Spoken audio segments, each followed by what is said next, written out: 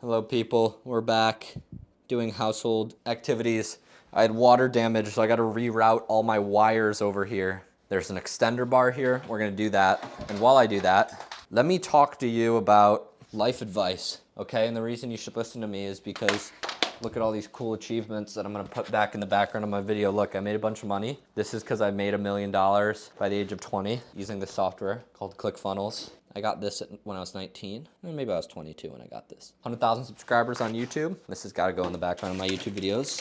Put it right there. Hopefully it doesn't fall over. The topic at hand is picking good friends, and specifically how to find friends and also stay alive and stay sane when you don't feel like you fit in. Okay, and the reason this is so important is because if you want to be an entrepreneur, which most people aren't, or you have high goals for yourself, in any terrain of life, you have to, for a period, and I've now learned this, go through a lonely chapter, usually. And what I mean is, when you're following people online, and maybe there's something you look up to, you wanna be a YouTuber, you wanna get in shape, you wanna make money, or you want to pursue your passion, or whatever it may be, when we're pursuing things, we're usually not there yet. At the start, you don't immediately have it. That's how most things go. And so there's this period where the best thing you can do to surround yourself with people who are doing what you're doing is to watch videos. You know, maybe that's why you watch my videos. You look up to me in some way, or hopefully you learn some things from these videos. And the only things you can kind of do during these times is, you know, follow people online. And it was really hard for me because before I made money, before I had YouTube videos, I was there too. You know, I felt lonely. I felt like I didn't fit in. There were people online who I wish I knew, or who I wish I was more like, or who I lived the same lifestyle as, but I wasn't there yet. And I didn't have the achievements to fit in with those people. So you have to go through this phase where you're watching YouTube videos, you're watching inspirational stuff on Instagram, trying to get to that point or trying to learn. And the people around you may not be the types of people who you look up to. And it's really hard because maybe you have friends around you. At least for me, when I was in college, I know this was the case. I had a lot of friends around me who I loved. I love my friends. They were good people. They just didn't have the same goals I did. And so there came a point where I had to realize they can be good people, and they can also, at the same time, not be good people for me to be around. They could be good friends, but they don't need to be my friend. And it's hard because I think as humans, we're very scared of losing these things, losing connections. But there was a point where I was going down the path, and for me, the standard was to become a banker or to become a consultant. You know, I went to a good school, and that was kind of the track. You became a consultant, a banker, maybe you became a lawyer, maybe you went to medical school, very traditional routes. And it took a very long time for me to decide that's not what I wanted to do. That's not how I'm driven. I want to be an entrepreneur. I want to do my own thing. At first, I thought it was I want to be a YouTuber, but I think it's slowly become I love business and I want to be an entrepreneur. That's how I've taken the step, but it's really hard. And so I want to give you some things, some ways I look at it that has helped me, because I can tell you I'm on the other side of it right now. And I feel like my network is pretty incredible for my age. Let's say. The people I know, the things I can do, the people in my phone that I could call up, the things I could ask for, at least in the world of business. But it wasn't like this always. Let's talk about stage one. Stage one of it is realizing the people around you are not the best for you. And I think we all might look around us at one point. It's hard because as humans, we get used to stuff very fast. So whatever you do, however you live your life, whatever your routine is, you think it's normal. Whatever your friends do,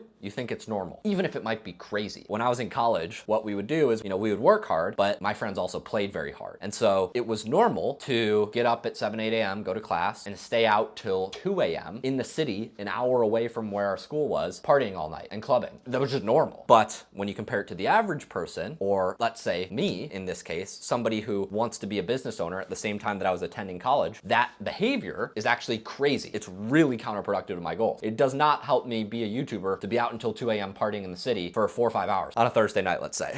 And so that's an extreme, but it's likely that if you want to be somewhere you're not, the people around you have behaviors or have lifestyles that aren't conducive to it. And so the first thing you got to do is you got to identify, what do I want to be? What are my goals? And how does the life I live objectively, the routines, the people I surround myself with, the things we do, how does it play? Does it match or does it not match? If you're a basketball player and you want to be a basketball player and you're on a basketball team and you're training and you're at boot camps with other basketball players, you're living a life that hopefully will make you a better basketball player. If you want to be a lawyer or you want to be a YouTuber and you're spending all your time playing basketball, you have to look at it and say, this is not helping me do this. You know, it can be extreme as, I want to be a YouTuber. I'm going to college right now. Going to college isn't helping me be a YouTuber. It sounds so simple, but I dropped out of school twice. Once at the age of 20 and again at the age of 21. By drop out, I mean I paused my studies twice. But the reason I did that twice is because logically, I knew school isn't helping me be a YouTuber. But emotionally, and how I felt was, nobody around me is doing what I'm doing. I think I must be messing up. And that's totally normal. It's totally normal. Like, that's how humans are. I'm sure somebody can comment about evolution and why that is the way it is. Historically, we don't want to feel left out. But by definition, if you want to be extraordinary, you have to be outside the ordinary. And so I had to come to terms with the fact that if I want to be a YouTuber and none of my friends around me are YouTubers, I've got to stop doing what they're doing, because doing what they're doing isn't going to make me a YouTuber. That's obviously generally speaking, but that's what led me to drop out of college. And then what do? So once you realize the people around you aren't the right ones, you can't just immediately jump ship and immediately appear with people around you who do exactly what you want to do. Usually, you have to enter what's called a lonely chapter. And that lonely chapter is, like I said, you've identified what you need to do. You have to create space in your life for new people to enter in. You can't keep going out every Friday night if you want to meet friends who don't go out every Friday night and party. If you want to stop drinking, you have to stop going out with your friends to drink and make room, make time in your day for people to walk in, or for you to walk into other people's life. And that's the lonely chapter. That's hard, and it can depend. I mean, it depends on what you want to be. If you want to be a student, it might be as simple as enrolling in a college, and you don't have to wait all this time. But, you know, for me, for example, I wanted to be a YouTuber. Well, shit, I'm not just gonna meet YouTubers overnight.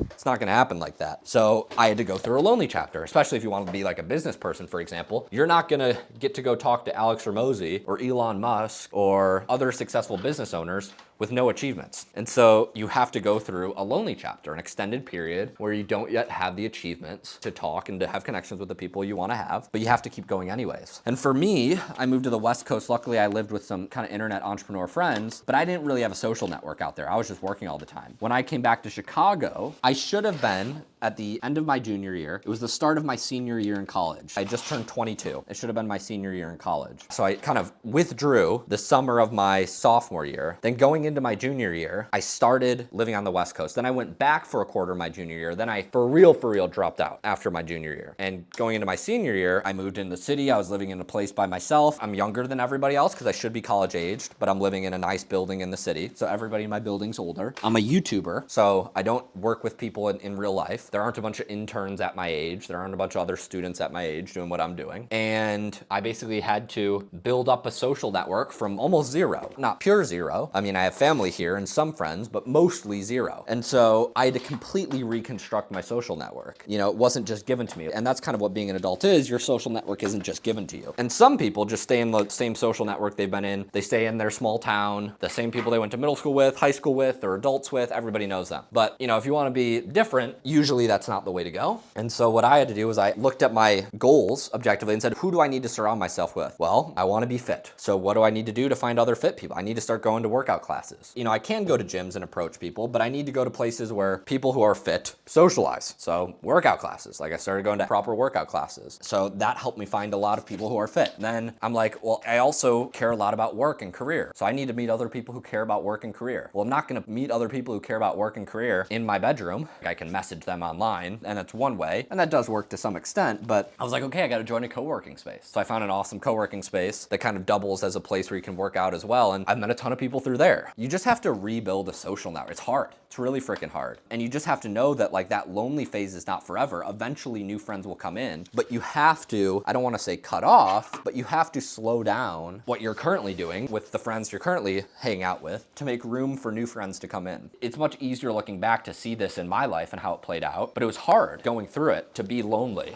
And so I'm making this video because I just want anybody watching to know, like, if you have big dreams for yourself, that's okay. To feel lonely is normal. Sometimes it's hard to know if the way you're feeling is good or bad. And naturally we think, oh, I feel bad, therefore what I'm doing must be bad. But it's not the case, because I'm actually happier now, or happy is kind of a weird word, but I think I'm on a better track now than I was when I had more friends at certain points, but I actually feel better about it all. The point I was getting at is, sometimes you feel lonely, you feel bad, and you think, oh, what I'm doing must be bad. But it might actually just be the price of what you want. It's not always end of the world to feel bad about something. It's not always a bad thing. And so the point I'm trying to get across is the lonely chapter is okay. At first, you will look around and you'll be surrounded by the wrong people. You have to remove the wrong people. You have to make room for the right ones. You have to be comfortable being lonely. You have to stick through the lonely period. And then you have to find a way to start putting yourself in positions that the people around you who you want to be more like are present, right? And so that is my step-by-step guide to some of the beliefs I've had around being exceptional that have served me really, really well. And if they're useful for you, use them. If they're not useful, don't use them. That's just worked for me. So I want to share that with you. I really do hope it helps. I just hope this gives you permission to be lonely for a little while and know it's okay.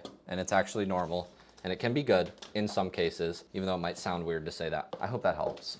I hope that helps. See you guys. See you guys.